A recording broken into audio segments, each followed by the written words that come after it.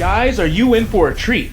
I'm about to show you a diorama, or otherwise known as a graphical representation and recreation of the inside of the mind of a Capcom employee, those at the top of the Capcom hierarchy. So, as you can note, we have scrambled eggs here.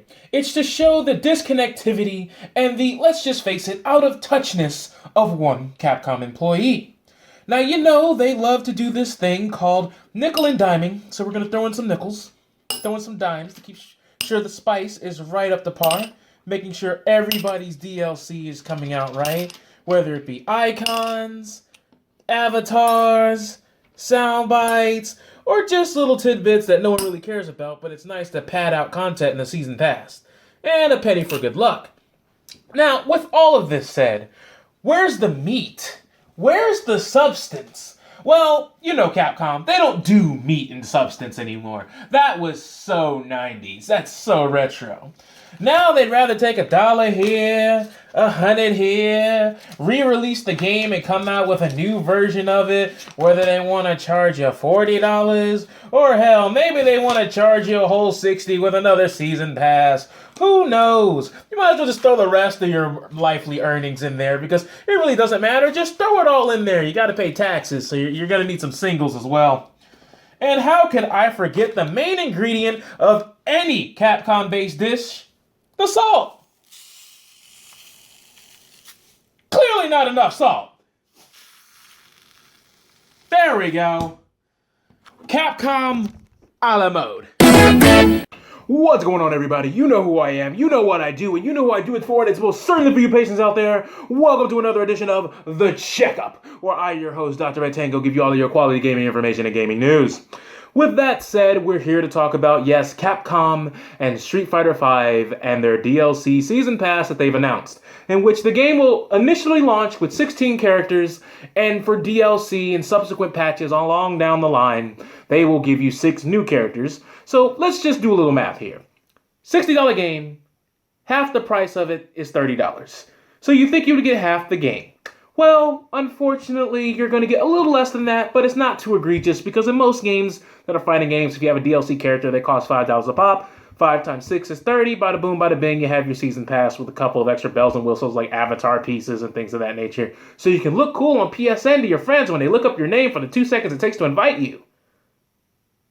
Yeah, I guess that's okay to somebody. But regardless, here's what I don't like. How the hell is it that you're going to sit there with a straight-faced Capcom and you're going to take one of the OGs, Guile, and put it behind the season pass? Let's be honest here, ladies and gentlemen. This should be grinding everybody's ass, chapping it to just absolute pieces. Because if Mortal Kombat 11 came out tomorrow, and Kano was DLC, or Raiden perhaps, maybe Scorpion or Sub-Zero and Liu Kang, perhaps Johnny Cage and Sonya. If any one of those characters was locked behind a paywall at any point, at any time, somebody would be shot. There would be a community backlash wave the size of a fucking tsunami ready to take Ed Boon, Netherrealm Studios, and Warner Brothers' head off, because how dare you take one of the OGs, one of the people who have made your game a staple in their library, one of the staple characters of your franchise, and put it behind a paywall. See, Capcom, they didn't care about that. Because Guile, that's right, go home and be a family man, Guile. Mr. Doctor of Memes, Guile. My theme song goes with everything, Guile. Wake up, Flash Kick, Guile. Sonic Boom, Guile. Mr. I can't believe it's not Kurt Angle with a buzz cut, Guile. Yes, that Guile. One of your OGs from your series you have now put behind a paywall. Not because, oh man, we forgot about Guile, but because you knew at the end of the day, if you wanted a season pass, you had to put some heavy hitters behind there, didn't you? You knew that your game roster wasn't big enough to where, oh, we could just put anyone there and they'd buy it. No, you needed something that would grab people by the balls and just rip it off while they're like, I just kind of dropped $30 on the season pass because I really only cared about one of the front runners that should have been there in the first place because they're a staple. That is one of the reasons why I'm pissed. The other reason is, what if I told you right now, a game comes out and introduces a badass character in a game, but in the direct sequel to that game, they took that character out and now they're DLC. You may be wondering, what does this have to do with anything? Well, let's look at Smash Brothers. If the next Smash Brothers game came out 2 years after the original one released, or one, I should say its latest version released. And all of nowhere, one of the newer characters, Duck Hunt Dog or Shulk, was just randomly DLC in the next variation of the game, on the Nintendo NX or whatever. People would be like, wait a minute, you just gave us this character. Now you're going to make us pay for the character that I don't understand your thinking here, Nintendo. How dare you have the gall and the balls to do this to me?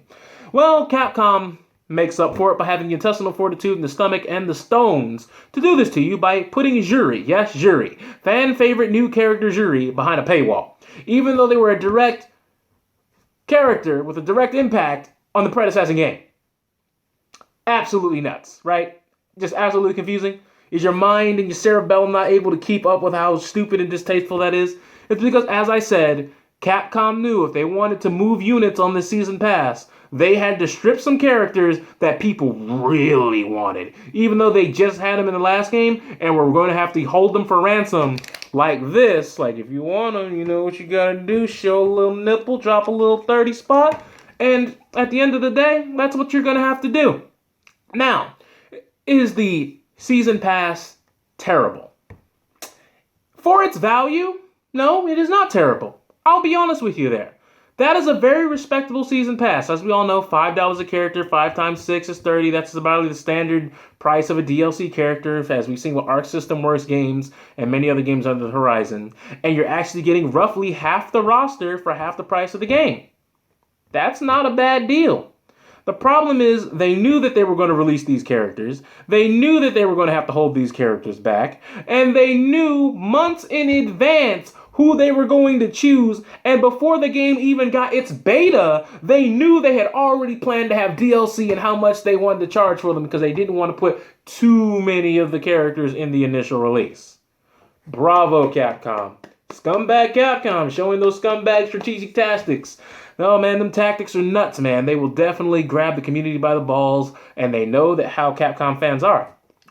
They go eat that stuff up anyway like it's good, delicious gumbalaya, which is gumbo and jambalaya all in one meal, gumbalaya. So with that said, I will say this. Capcom is doing a hell of a lot better job managing their DLC than Netherrealm Studios, because Netherrealm Studios and Warner Brothers, I need to talk to you right now. So, about half the characters that will be coming out in Street Fighter V are worth half the price of the game. However, with Mortal Kombat X, 1/5 of the roster costs more than the entire game. That's right. You got about 25 characters when the game initially launched, and now you're getting a total of 8 characters between 2 combat packs costing $30 each, in which 4 of the 8 characters are guest characters for $60. And if you buy Combat Pack 1 and Combat Pack 2, you don't get Goro. That's right, ladies and gentlemen. Goro, Big Boss Goro, OG Goro, is still a $5 purchase in and of itself. So about 1/4 of the roster to 1/3 of the roster by itself is going to cost you $65 goddamn dollars. At least they're not Netherrealm. At least they're not fucking Netherrealm. So with that said, I think a lot of people who are bashing and saying Capcom should go to hell and that they're terrible and things of that nature, I think that you're overreacting at this point. I really think you're going a little too far. I don't think that's necessary at this point. It's in beta right now, so people who are expecting me to rip this game a new one because of hitbox issues and things of that nature, look, it's a beta. We're supposed to come together as a community, talk about what we like, what we don't like, things that you can keep, things you got to get rid of, things that have to go, hitbox inconsistencies, frame data. We could talk about all that and allow Capcom to get that message relayed to them by us, the fans, which will then allow them to make the proper reads and the proper adjustments that they have to make in order to, once again, make a better product for us all. That's what betas are for. So with that said, not too much of a gripe. Although they are nickel and diming people with avatars because there's over 60 avatars and they're 50 cents a piece. So if you were to buy every single avatar, which you shouldn't, because let's be honest, how often are you really going to actually use your PSN avatar? It's going to charge you around $30 just on avatars alone. So that's kind of stupid in and of itself, but I digress. Don't think it's that bad.